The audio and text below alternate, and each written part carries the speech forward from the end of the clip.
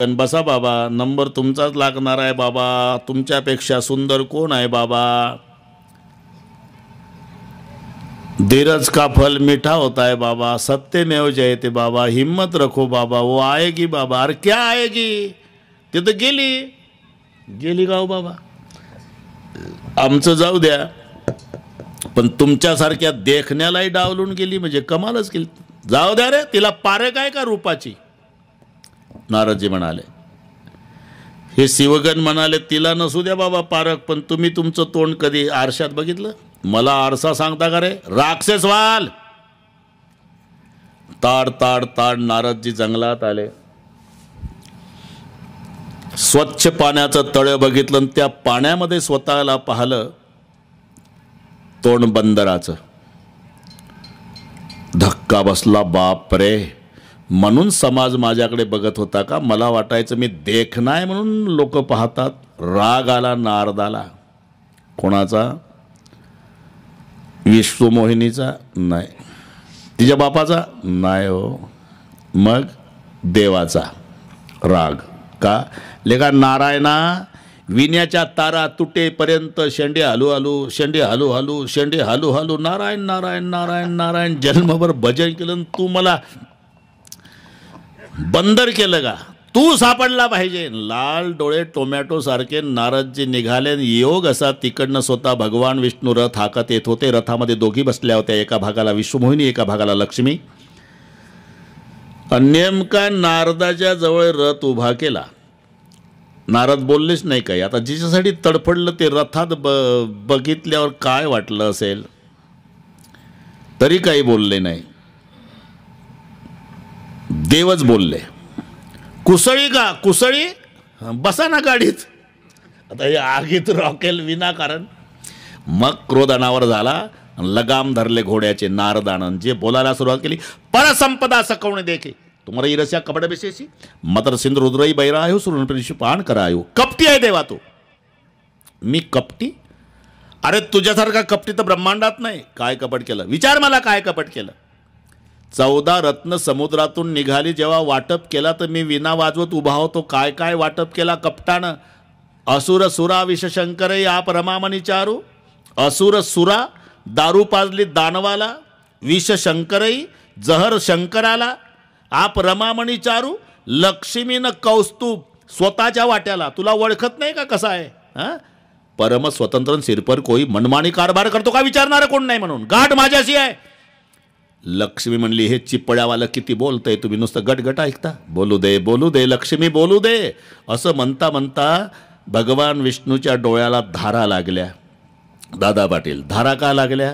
लक्ष्मीने विचारलं, रडताय तुम्ही? हा, कारण लक्ष्मी, या नारदानं माझं जन्मभर गुणगान केलं, त्याच्याकडून निंदा ऐकायची माझ्या जीवनातली ही पहिली वेळ आहे। आणि लक्ष्मी, ज्याला समाजाकडून स्वतःचं गुणगान ऐकून घ्यायची सवय झालेली असते, त्यानं आयुष्यात एकदा तरी स्वतःच्या निंदेला सामोरा जायची तयारी ठेवायची असते। हं, बोल नारदा, कपी आकृती तुम कीन हमारी। वानराचं तोंड दिलं मला, शाप आहे, पुढच्या जन्मी तुम्हाला वानराशिवाय कोणी मदत करणार नाही। बोल, मंजूर आहे। मला सामान्य माणसाचा देह, तुम्हालाही मानवाचा देह धारण करावा लागेल, हे बी मंजूर आहे। बोल, या विश्वमोहिनीच्या विरहानं मी तडफडतो, तुला तुझ्या पत्नीच्या वियोगानं रडावं लागेल, हे बी मंजूर आहे। बोल, जब हरिमाया दोरी निवारी, नहीं तर रमान राजकुमारी। एकटे भगवान आता घाबरला नारद जी, प्रभु जी आपको दिए शाप अस्वीकार कर, तुम्हारी क्या ताकत है, मेरी इच्छा थी, अब मैं क्या करूं? देखो नारद, काम को जितना है तो राम का भजन करना पड़ता, अगर अहंकार को जितना है तो शंकर जी का भजन, जपहु जाय शंकर सतनामा। हे तिसरं कारण। चौथं कारण सांगताना मनुष्य रूपा दोघांना खडतर तपश्चर्या केली, तपांती भगवान प्रसन्न झाले, काय पाहिजे ते मागा म्हणाले। तेव्हा मनुष्य रूपा म्हणाले, पुढच्या जन्मी आम्ही पतिपत्नी व्हावं। ते दशरथ कौसल्या होतात। पुन्हा विचारलं, काय पाहिजे? बस तुमच्यासारखा पुत्र आमच्या पोटी जन्माला यावा। माझ्यासारखा कुठून आणू? मीच तुमच्या पोटी जन्म घेईल। आणि म्हणून रामचंद्र प्रभू त्या दशरथ कौसल्य पोटी। हे चौथं कारण। आता पाचवं कारण सांगताना, कैकई देशाचा राजा, त्याचं नाव सत्यकेतू। त्या सत्यकेतू राजाला 2 मुलं, एक प्रतापभानू, अरिमर्दन। धर्मरुची नावाचा प्रधान आहे। प्रताप भानूच्या स्वाधीन राज्य सोपवून स्वतः हरिचिंतन करू लागले सत्यकेतू. प्रताप भानून नावाप्रमाणे प्रताप गाजवला. सगळे राजे जिंकले. काही शरण आले, काही जंगलात जाऊन झोपड्या करून साधूच्या वेशात राहू लागले. एक दिवस प्रताप भानू शिकार करण्याच्या उद्देशानं सैनिकासह निघाला. रस्ता चुकला. जंगलात सैन्य एका बाजूला गेलं, प्रताप भानू एकटा एका बाजूला गेला. पुढे कालकेतू नावाचा राक्षस डुकराच्या वेशात त्याला मारण्यासाठी प्रताप भानू घोड्यावर पुढेही वाट चुकला आणि कपटमुनीच्या आश्रमात आला. कोण कपटमुनी? यानंच एकेकाळी जिंकलेला राजा होता, पण तो साधूच्या वेशात राहत होता. प्रताप भानूला वाटलं हा जंगलातला महात्मा आहे, पण त्यांनी ओळखलं हा मला जिंकलेला प्रताप भानू आहे. कोतुम कसबन फिरवा केले, सुंदर जीवा जीव पर हेले, चक्रवर्ती के लक्षण तोरे, देखत दया लागे अति मोरे. आपण कोण आहात? नाम प्रताप भानू अवणीसा, तासू सचिव मै सुणीव मुनीसा. प्रताप भानू नावाचा जो चक्रवर्ती राजा त्याचा मी सचिव आहे. क्यों झूठ बोलते हो साधु संतों के पास? अरे आप स्वयं प्रताप भानू, तुम्हारे भाई का नाम हरिमर्दन, पिता का नाम सत्यकेतु, धर्मरुचि नाम का प्रधान, कैकय देश आहे तुम्हारा. महाराज महाराज एवढं तंतोतंत कसं काय सांगताय हो तुम्ही? गुरु प्रसाद सब जाणीये राजा. मला गुरुच्या कृपेनं सगळे कळतं. मग तुम्हाला गुरु करण्याची इच्छा आहे, जा आंघोळ करून ये. आंघोळ करून आला, गुरु दीक्षा दिली. महाराज जर कोणी विचारलं तुझ्या गुरुचं नाव काय, काय सांगणार? अरे नाम हमारा एक तनु भाई, आदि सृष्टी उपजी जबई तब उत्पत्ती भई मोरी. ब्रह्मदेवानी सृष्टी निर्माण केली तेव्हा पहिला निर्माण मला केला, पुन्हा सृष्टी मला शरीर बदलावं लागलं नाही, म्हणून माझं नाव एक तनु. आता झोप घे. महाराज चंद्रसूर्य असेपर्यंत माझं राज्य राहावं अशी इच्छा आहे. मग एक उपाय आहे ना, सांगा ना महाराज.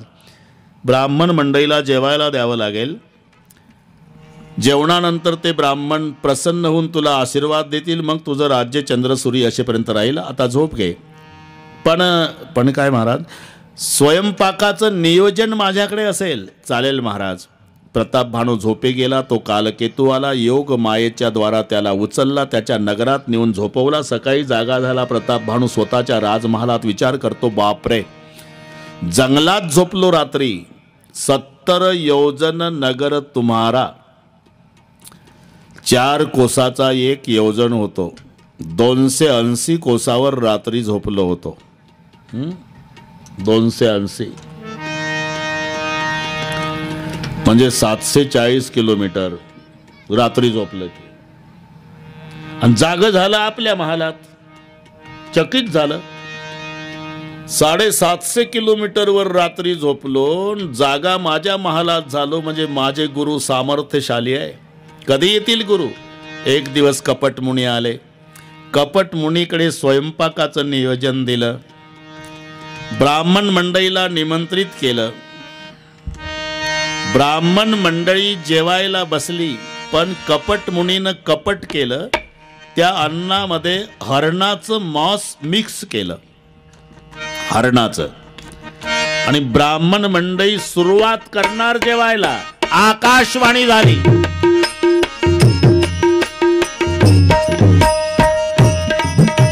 उपरोहित जवनहार बनाई, चरस चारी विधि दसी श्रुति गाई. माया मैते कीनी रसोई, व्यंजन बहुगनि सकै न कोई.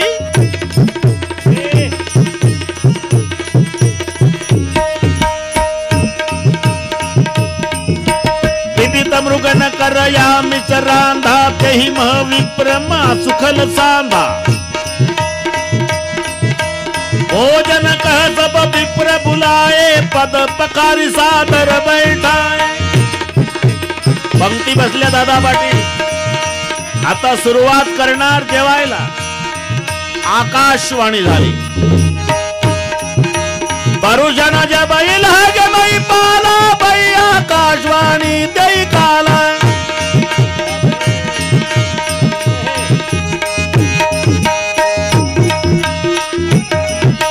परुषण जब इल्हाग मै पाला, बै आकाशवाणी देई काला. विप्र रुंद उठी उठी घर जाऊ, आय बड़ी हानि अन्न नहीं खाऊ. विप्र रुंद उठी उठी घर जाऊ. ब्रह्मरुंदानं उठा, भोजन करू नका, हरणाचं मांस मिस केलेलं आहे, तुमचा धर्म भ्रष्ट होईल. न जेवता ब्राह्मण उठले, सगळ्यांनी शाप दिला, प्रताप भानु 1 साल के अंदर तुम्हारे कुल में दिया जलाने वाला कोई नहीं बचेगा. अगले जन्म में आप राक्षस बनोगे, इतने बलवान राक्षस हो गए कि आपको मारने के लिए भगवान को अवतार लेना होगा. एकाच वर्षात सर्व सामूहिक राजाने हल्ला केला. प्रताप भानुचा परिवारासहित नाश झाला. तोच प्रताप भानु पुढच्या जन्मी रावण झाला. अरिमर्दन नावाचा बंधू कुंभकर्ण झाला. धर्मरुची नावाचा प्रधान तो बिभीषण झाला. तिघाही भावानं खरं तर तपश्चर्या केली. तपाअंती ब्रह्मदेव प्रसन्न झाले. रावणाकडे आले, काय पाहिजे ते माग. रावण म्हणला मरण नको. अरे मीच मरतोय, दुसरं काय माग. नाही मरण नको. तर ज्या दुकानात जे मिळतं त्याची मागणी करायची असते. इकडची गोष्ट नाही सांगत बरं का, तिकडची सांगतो. तिकडची म्हणजे ज्या भागाला नाव नाही तिकडची. बैराम दादा लग्नच होत नव्हतं एकाचं. 40 वर्षाचं होईपर्यंत महाराष्ट्रभर फिरलं सोमनाथ. याला एकाही मुलीनं पसंत केलं नाही. 40चं वैतागलं. आणि मग हनुमानजीची प्रार्थना सुरू केली. आता कोण्या कामासाठी कोण्या देवाकडे वशिला हे तर डोकं चाललं पाहिजे. ते शेंदूर लावून बसलं गावाच्या बाहेरनं, हे तिथं वशिला, कधी करशील लग्न माझे. 12 वर्ष हनुमानजीची प्रार्थना 12 वर्ष केली, म्हणजे आता 52चं झालं. हे नीट ऐका.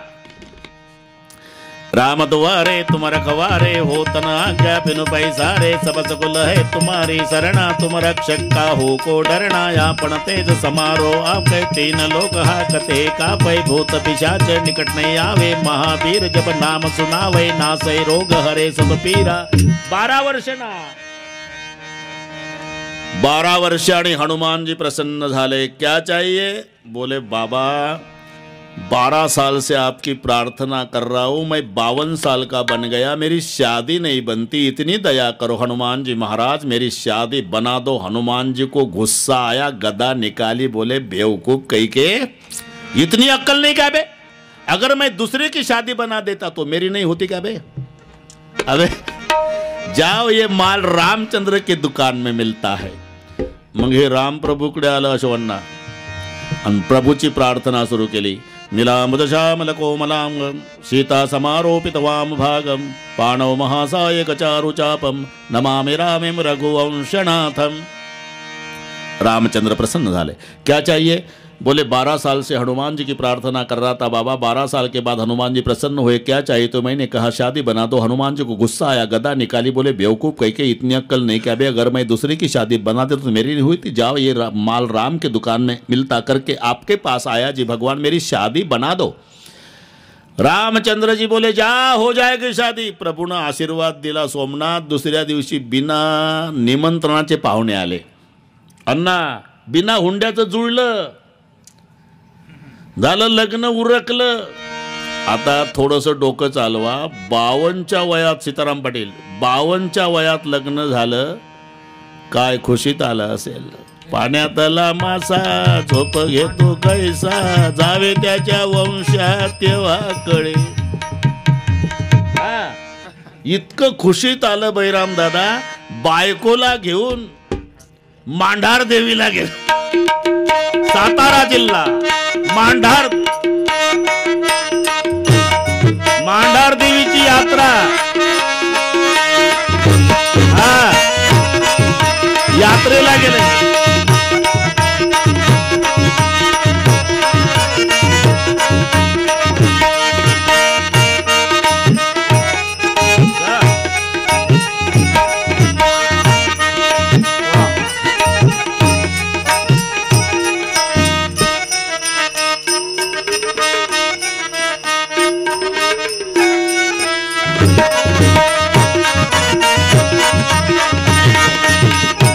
देवीची यात्रा होती.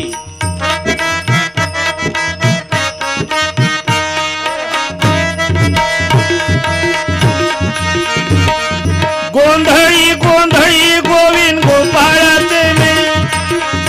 मांढार देवी.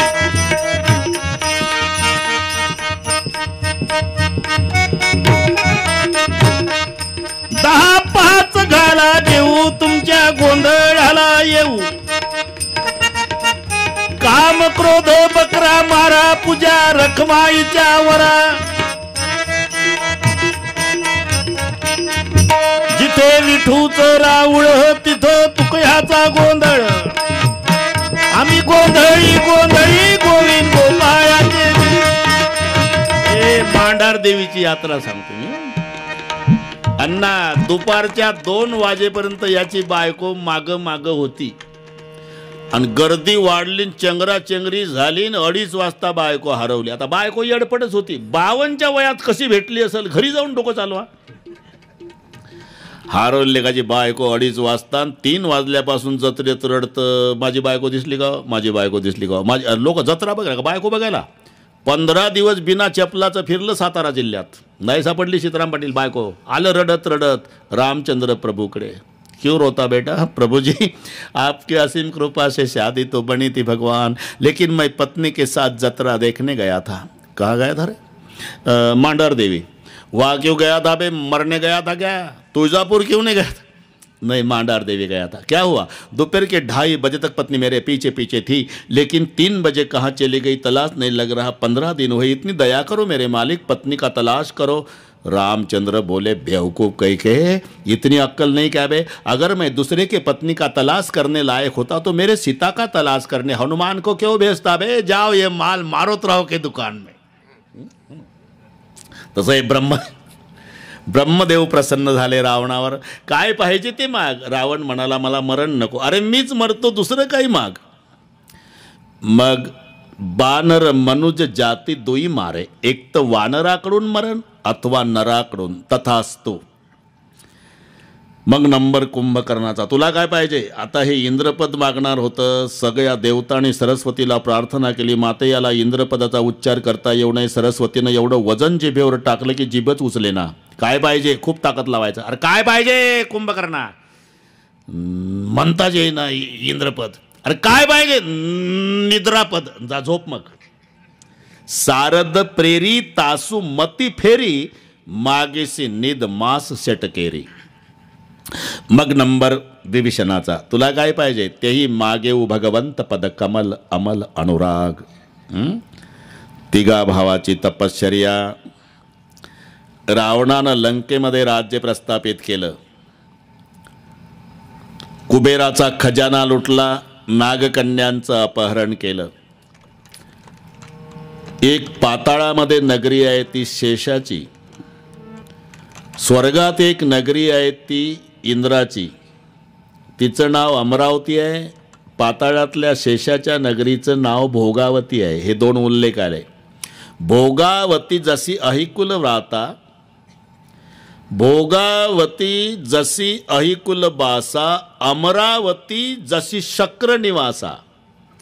शक्र म्हणजे इंद्र. अमरावती इंद्राची आणि भोगावती शेषाची. ह्या दोन्ही नगरापेक्षा 3 ते अधिक रम्या ती बंका, जगविख्यात नाम तेही लंका. हे तुलसीजीचं वर्णन आहे. या दोन्ही नगरापेक्षा, देवाच्या अमरावतीपेक्षा, शेषाच्या भोगावतीपेक्षा अधिक रम्य लंका नगरी सांगितली. काय वैभव! 5 लाख घरं दगडाची होती, 7 लाख विटाची होती, 1 कोटी घरं काशाची, 1 कोटी तांब्याची, 7 कोटी घरं सोन्याची. 50,000 रुपये भाव आहे 10 ग्रामला.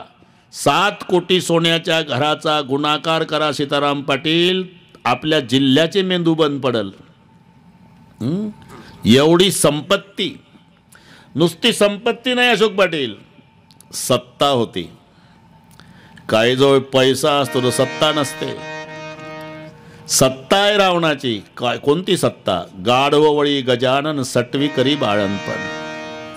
सटवीत बाळणपणाच्या कामावर कायम ठेवून घेतली तिला, बाळणपणाच्या कामावर. आता बाळणपणाची इतकी होती अशोक पाटील, 1 लाख मुलं झाली, 1.25 लाख ना. तू 2.25 लाख एकट्याच्या वाड्यात बाळणपण. मग सटवी हा ना. बायका 80,000 होत्या ना. 80 सहस्रदयाच्या कामिनी सुंदरान मुख्य मंदोदरापती होता. 1 लाख पुत 2.25 लाख नाती. 3,05,000 एकट्याच्या वाड्यातले होते. आता जर तो असता का नाही सीताराम पाटील, तर दर पंचवार्षिकला बिनविरोध बॅनर लावायची गरज नव्हती त्याला. 3,05,000 एकट्याचेच होते. गाढव वळी गजानन सटवी करी बाळणपण. गाढव वळायला गणपती काय ड्युटी दिली. बरं चांगलं जनावर पाहिजे का नाही, निदान गाई तरी पाहिजे होत्या. गाढवाकडे लावला कोण, गणपती बाप्पा. ते काही चांगलं आहे का. त्याच्यात 2 प्रकार आहे, शुद्ध गाढव अशुद्ध गाढव. शुद्ध गाढव म्हणजे शुद्ध गाढवाला बांधावं लागत नाही. त्याचा मालक त्याला दावणीपर्यंत नेतो आणि त्या दावणीचा दोर त्याच्या पायाला घासतो उजव्या. त्याला वाटतं फिट बांधलंय मालकाने, नुसतं दोरच घासतो. रात्रभर उभं राहतं तिथंच. पुन्हा सकाळी मालक येतो, दोर घासतो, मग त्याला वाटतं सोडलं. हे शुद्ध गाढव. ते उन्हाळ्याचं लठ्ठ होतं, पावसाळ्यात दुबळं होतं गाढव. कारण इथून बदनापूरपर्यंत चरत चरत चरत जातं. उन्हाळ्यात बदनापुरापासून कुसईकडे पाहतं, त्याला वाटतं अख्खं रान काळं केलं पठ्ठ्यानं. त्याच्यामुळे सुधारतं ते.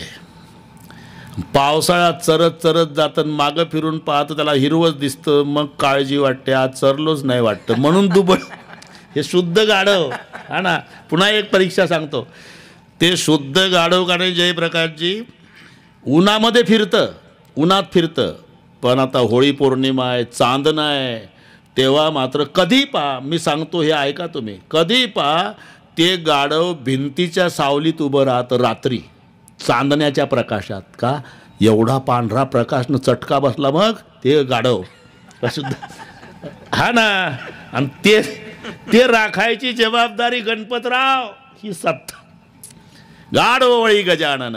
एक दिवस रावण आला तर एक गाढव दिसलं उपवासी. गणपती पळत आले. काय गाढव उपवासी आहे, आणि ते म्हातारा आहे ना सरकार, दातं नाही त्याला, हराळी तुटत नाही त्या गाढवानं, म्हणून ते उपवासीच राहतं.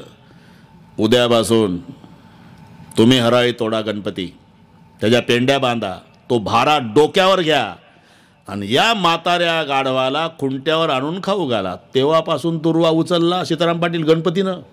राव हा ना. गाढव वळी गजानन सटवी करी बाळणपण. ब्रह्मदेव पंचांग पाहायलाय, वारा अंगण झाडायलाय, मेघ पाणी शिंपडायलाय, अग्नी कपडे धुवायलाय, 33 करोड देवता बंदी खाण्यात आहे, 9 ग्रहाच्या पायऱ्या. एवढी सत्ता भोगली बाबानं. श्रीमंती आहे, सत्ता आहे, पुन्हा विद्वत्ता आहे, दशग्रंथी आहे, पुन्हा भक्ती. 1 नंबरचा शंकराचा भक्त रावण आहे. 6 ते 7 घंटे पूजेला बसायचा रावण. पहाटे 3:30ला बसला म्हणजे 10 पर्यंत सकाळी पूजा चालायची. 1000 कमळे वाहण्याचा नियम. ओम नमः शिवाय म्हणायचं आणि 1 कमळ व्हायचं. ओम नमः शिवाय म्हणायचं. 14 माणसं रावणाच्या पूजेची तयारी करून देण्यासाठी होती असा उल्लेख आहे. 14. ते सेनानं सारवणारं, 1 कमळ आणणारं, ते मोजणारं, तांब्या घासणारं, ते हे असे 14 लोक होते. आणि 6 घंटे पूजा करायचा. एक दिवस 999 कमळे वाहली आणि 1च कमळ कमी पडलं. उठावं तर भक्तीत अंतर पडतं. उठला नाही, तलवार घेतली आणि 1 मुंडकं कापून पिंडीवर वाहलं. सिर को काट कर अपने किया जब ओम रावण ने.